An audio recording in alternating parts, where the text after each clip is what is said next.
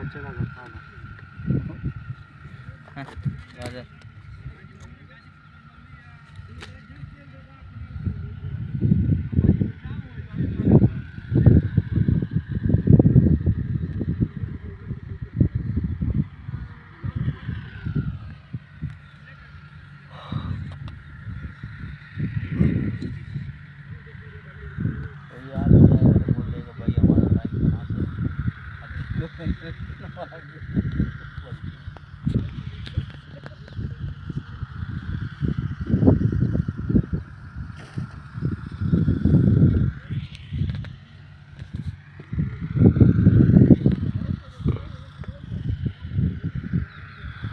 Camera कितना तेज है, एकदम बाउंड्री तक जाता है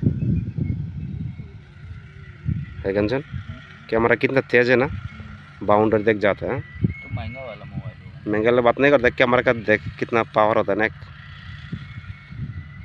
उधर देख वो गौर तक गया।